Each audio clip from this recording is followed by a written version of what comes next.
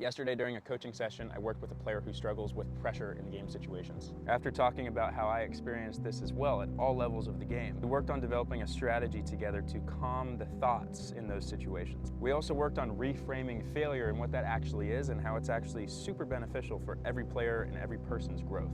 We talked about practice and how being prepared mentally and physically for a game, even preparing for practice, is what separates good from great players. As an athlete, you have to be working on these types of things, keeping it simple, showing up with one thing to prepare for the day. I'm sure a lot of players out there listening to this, or parents listening to this, think that a lot of their time, there's so many different things going through the mind. It's like sporadic. There's one thing up here, here, here, here. Oh my gosh, do I hit this ball? Do I take it?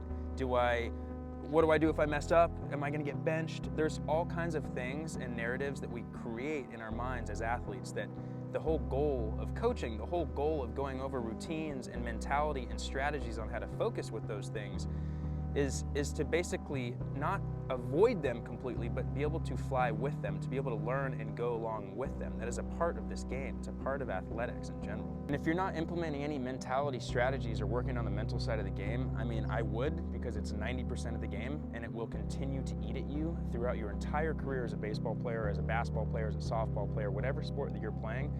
That is the whole point of doing something like this. You have to train the mental side of the game. If you haven't started this, you haven't put your athletes through something like this, that's totally fine. I would just start now. As somebody that lived through it and didn't learn a lot of the strategies that I teach until college, imagine where your player, or players if you're watching this, imagine where you could be if you start practicing those things now.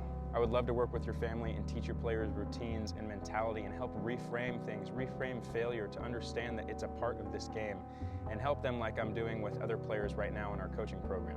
Confidence comes from action. It doesn't just happen. It comes from preparing, and we can work on ways to do that. Click on that link in the bio and let's schedule something for next week.